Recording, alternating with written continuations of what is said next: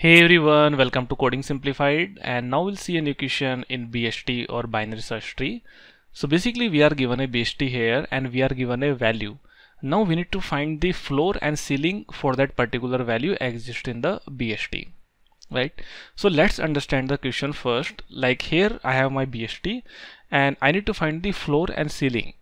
Now what is floor and ceiling? Floor means, let's say if you have this given value, so floor will be this one. This is floor, right? That's what we say, that in our room this is floor and this is ceiling. So for a particular given value I need to find that what is a just above value in the given BST and what is a just lower value in this BST exists, right?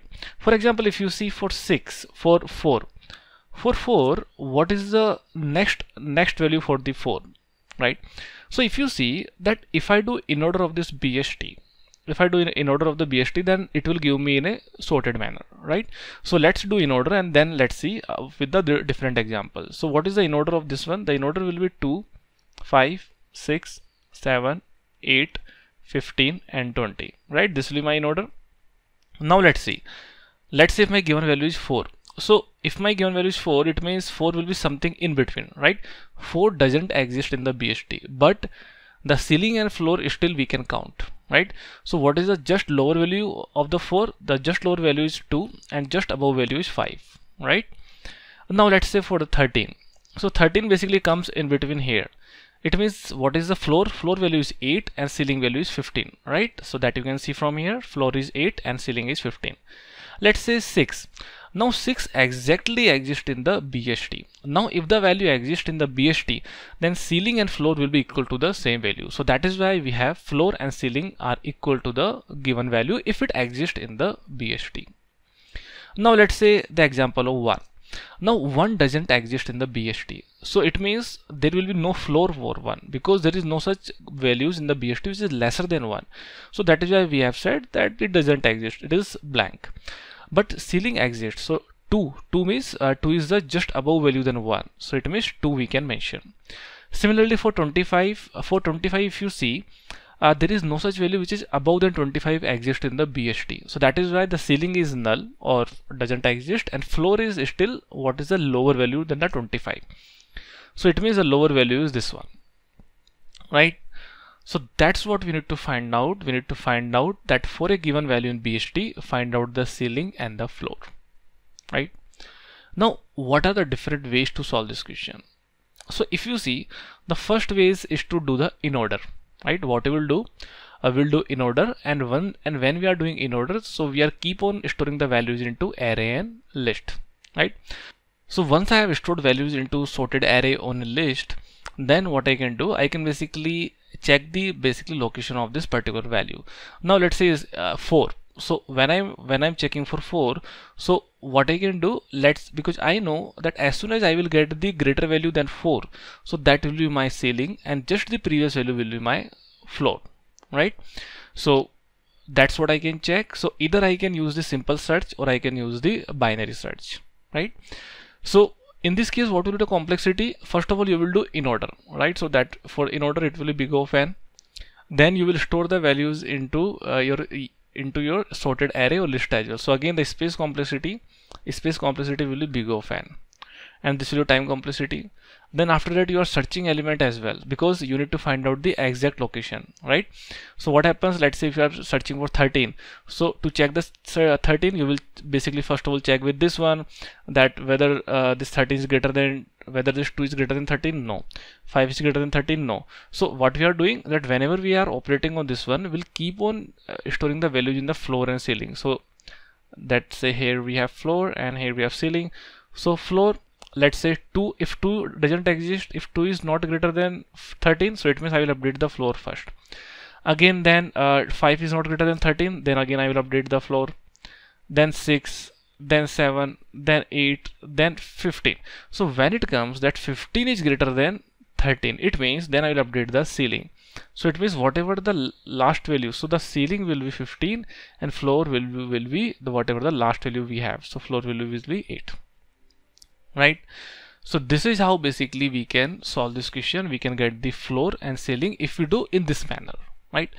But we have another way as well. So let's see that thing. Now let's take some basic example. Let's say here I have 8, here I have 6, here I have 15, and my given value is, let's say, 7, right? So let's take two variables, one is floor and one is ceiling. Now this is my root node, so I'll start from here. My given value is 7. So if my given value is less than 8, right, it means I need to go in this side, right? So it can happen that this value is, because this value is greater than this one, right? So what I can do, whenever I'm going in this direction, first of all I will store the value. So in ceiling I can say that this 6 may be the ceiling for this our case, and then I'll go to left side. So now I'll go here at 6. Now this 7 is greater than 6, it means the 6 value is a lesser than this one, right? So in this case I'll store the floor and then I'll go in the next direction. And now because this is null, so that's it. It means whatever the value we have stored in the floor and ceiling, that will be my answer. So for 7, floor will be 6, and for the ceiling will be 8, right? Let's take one more example. Let's say if you have 6, right? So in 6 what will happen, that I will start again from here, then I will check that whether this 6 is greater than 8 or not. So 6 is lesser than 8, it means 8 can be the ceiling in our case. Now and then I will go to left side. Then here if you see, the value is exactly matching. So if value exactly matching, so in this case I will update the floor and ceiling equal to the given value, right? So what is the concept that I am trying to say, that whenever you are going in left side, it means the value is like this value would be the greater than the current value. So in this, whenever I'm going left side, I will update the ceiling with the current node and then I will move to left side. But let's say if my value is greater than the current value, so in this case I will update the floor. So what the case is, let's say if your given value is 20, right? So in this case what happens, this 20 is greater than 8, it means this 8 is lesser than 20, it means this 8 can be floor of the 20, right? So that is why I am updating the value. Then I will move to right side. Then 15 is again less than 20, so again I will update the floor value as 15, right? And then I'll move to right side, but on right side, because this is null, so that's it. It means if you see that 420, the floor value is 15, but there is no ceiling is still null, right? So it means for this 20, ceiling doesn't exist but floor exists, which is 15, right? Now let's see this case. Now let's see the complete case, how it is happening in this case. So let's say if I need to find out if my given value is 4 and I need to find out the floor and ceiling, right? So let me write here floor and ceiling.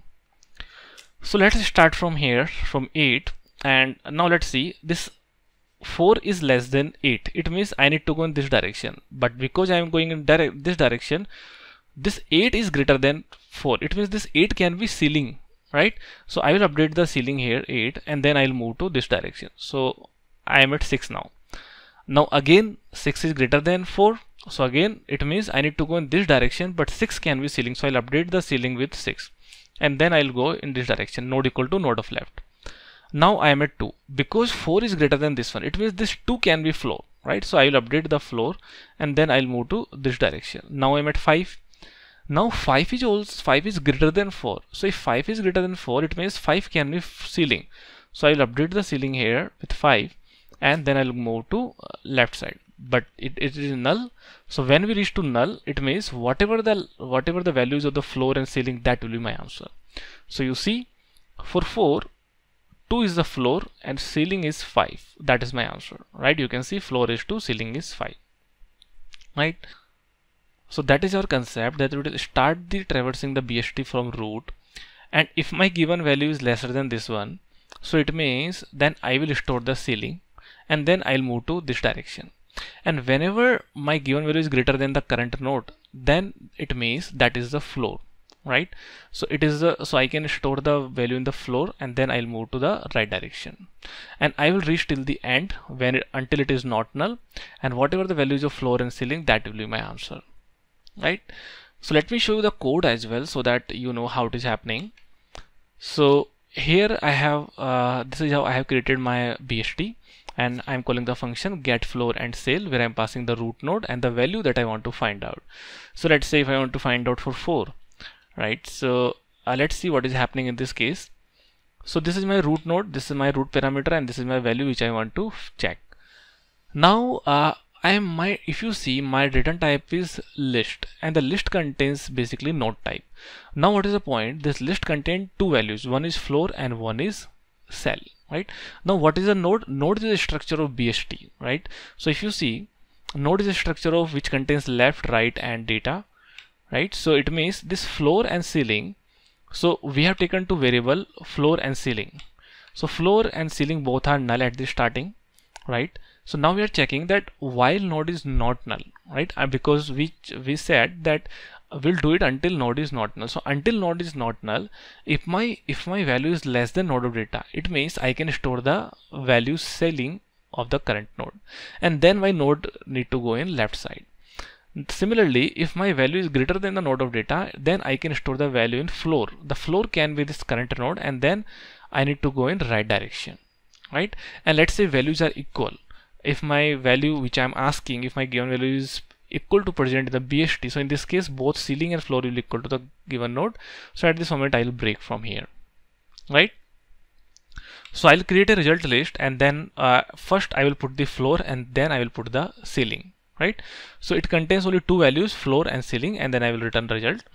So if you see that I'm checking here that if data dot get 0, get 0 means floor. So if it is not null, it means that floor exists. So I will print the data. Otherwise, if it is null, then I can say that floor doesn't exist for the given value. And similarly, it happens for the ceiling case. So because ceiling exists in the first index, so I can check that if data.get1 is not null, so in this case get the data of this one. Otherwise, if it is null, so just say ceiling doesn't exist for the given value, right? So this is how we can basically solve the question. And now if you see about the time complexity to solve this question, so if you see that what we are doing, we started from here, then we moved here, then we moved here, then we moved here.